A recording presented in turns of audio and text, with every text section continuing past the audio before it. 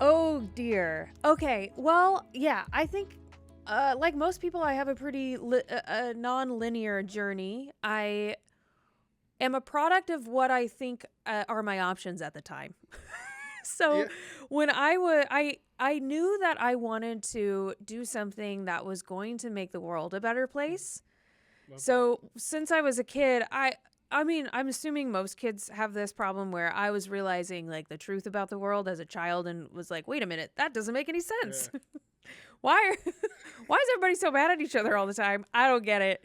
I feel like the world could be better, and I guess I'll have to make it Yeah. better." And I really thought as a kid that I mean, it's so beautiful. I really thought that I was going to be the one to fix the problems in the world, and which obviously was never going to happen for little Meg, but I it did give me the drive to be like, how can I use what the skills that I have in order to do that?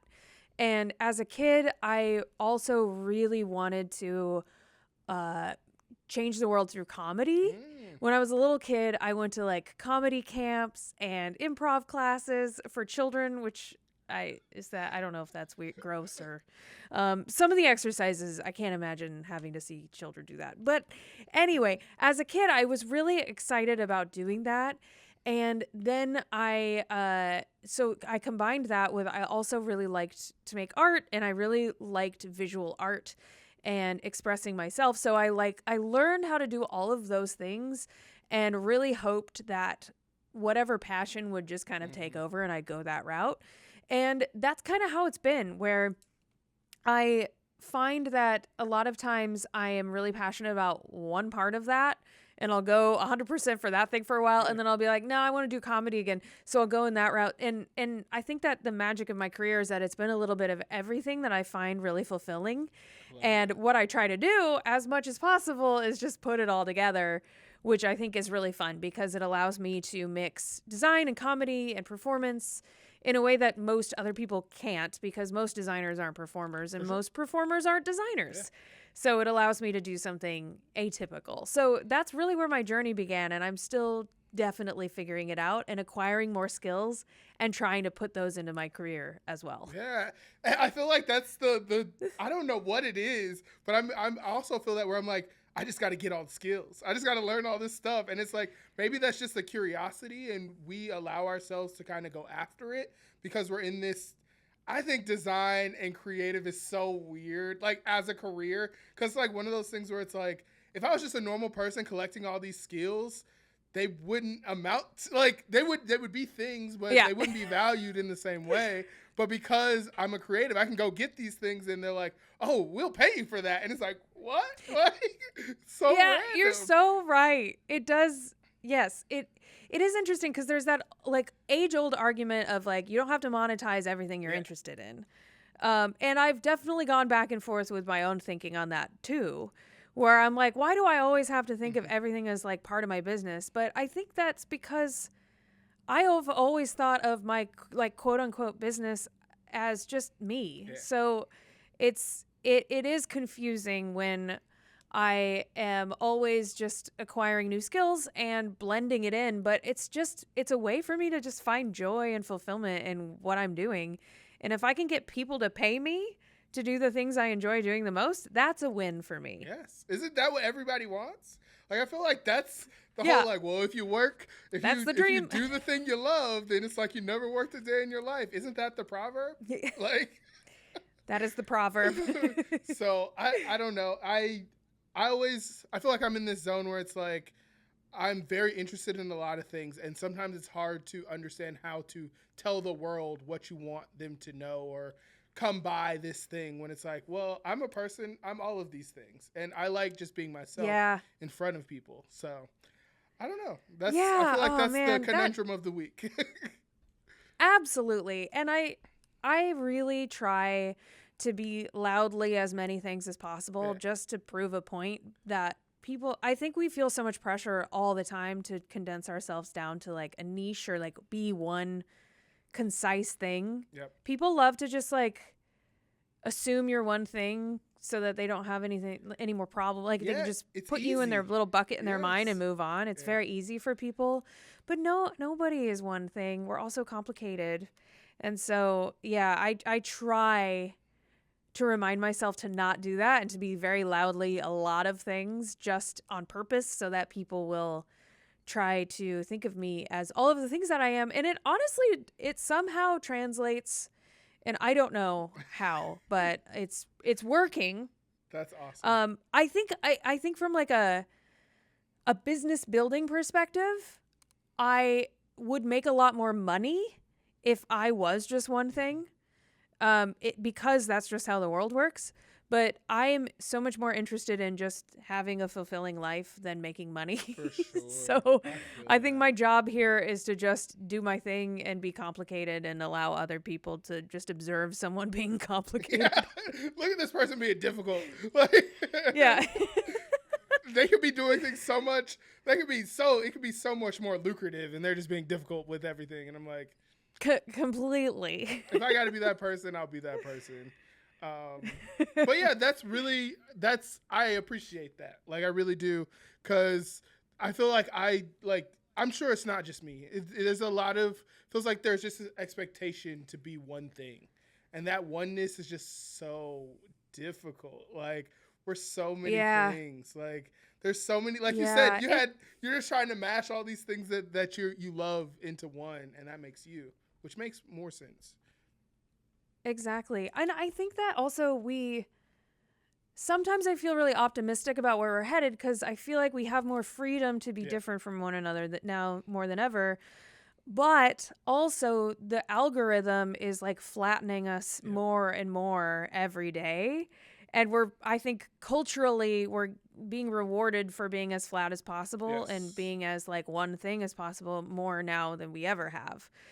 So that part is really disheartening, and that's something that I spend a lot of time thinking about and also trying to be loudly not that to prove a point. But it's like, if you want to play the game and win, For sure. you just have to be flattened and be the thing that the internet and culture wants you to be.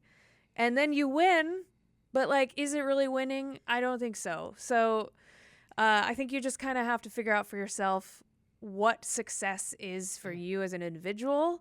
And it's taken me a long time to realize that success for me is not actually what it looks like or what I was told it was supposed to look like. And now that I've understood what success is for me and what that definition is uniquely for myself, I'm able to like decide which rules I actually want to follow and which I don't. For sure. Would you like to share what success looks like for you, even if it's just a little piece of it? Yeah. Like, yeah, I think that for me, success has been like establishing a lifestyle that is ideal for me, and then trying to maintain that lifestyle for as long as possible. And so yeah, it's like for me, at the moment, I have everything I want and nothing more. I feel as successful as I want to be right now. And I have like I've got a rental 2-bedroom apartment in Brooklyn. I've got some pets.